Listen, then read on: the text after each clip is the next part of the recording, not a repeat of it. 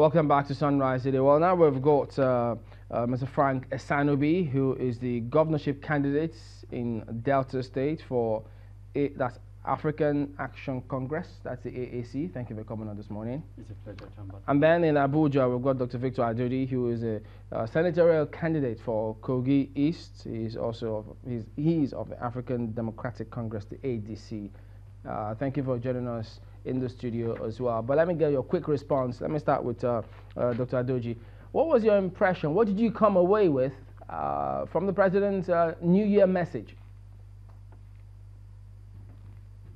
Well, thanks for having me. Happy New Year. Yeah, go ahead. Basically, what I saw from the message was like a self-report of what has been achieved or not achieved in 3 years and what they expect to achieve if voted into office in the next 4 years. So it was simply just a plain report or a self-appraisal of what they didn't achieve or what they expect to achieve going forward. Question of the speech.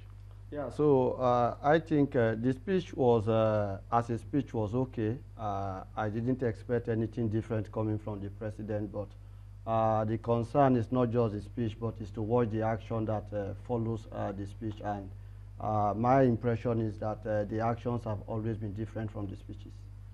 Now let's move on to this, because both of you are seeking elected positions in different fields, different positions as we proceed. Dr. Adoji, if I could ask you now, as you progress in this year, do you, because there are those who are of the impression that they don't think that the next generation has got the capacity or what it takes to get into those positions, not in terms of your academic qualifications now, because both of you are eminently qualified, but in terms of your political machinery, do you have enough in the tank to see through this? Well, before now, elections have relied more on your pecuniary strength, how much you have in the bank.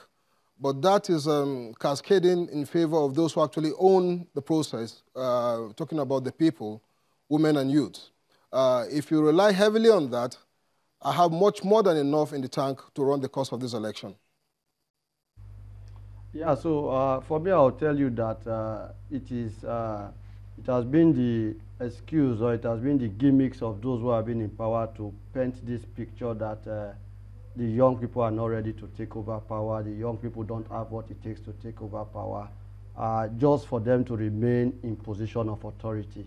And many of us before now have actually fallen prey to that ideology that we are not yet prepared to take over power. But if you go back to the 50s and the 60s, Anthony Nauru, who was the brave guy that moved the motion for independence, did that when he was 27 years old. I doubt so much that a 60-something-year-old man would have had the courage to do that sitting in parliament.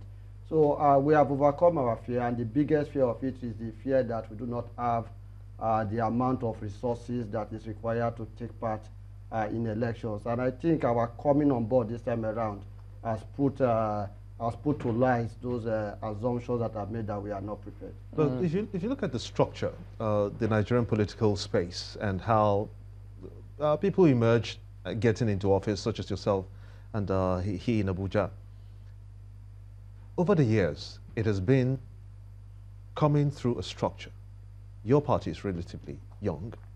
How would you come across against, if you will, parties like the PDP, the APC, maybe even the SDP, who have been in politics for some time now and have the requisite structure to follow? They have senators, they've got, in the House of Reps, they have got members there. Do you have members?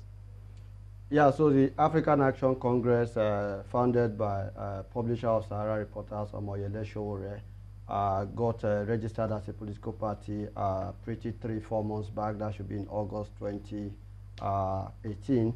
And when we talk about structures, structures do not vote in elections.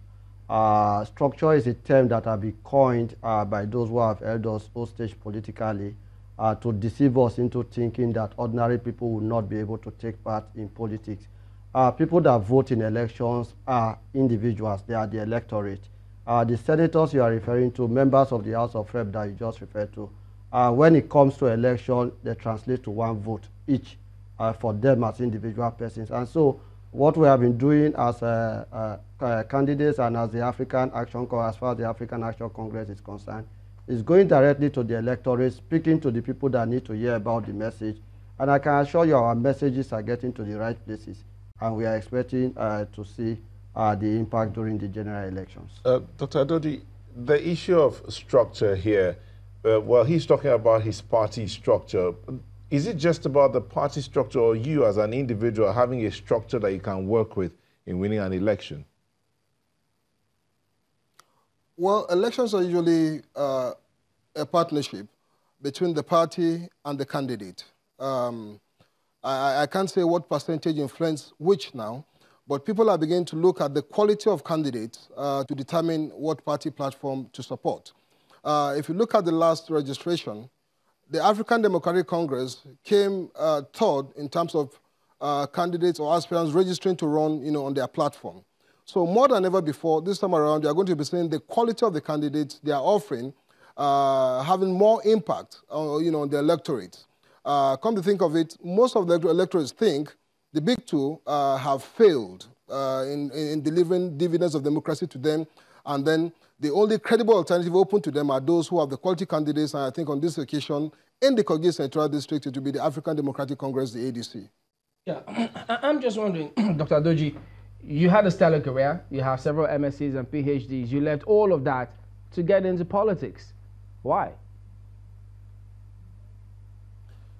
Some of us don't seem to understand the impact of politics in our polity.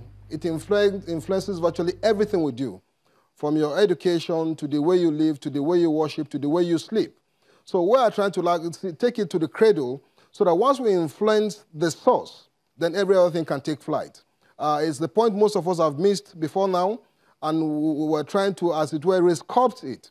Life at the end of the day is not about me or my number of qualifications, it's about how we impact, society.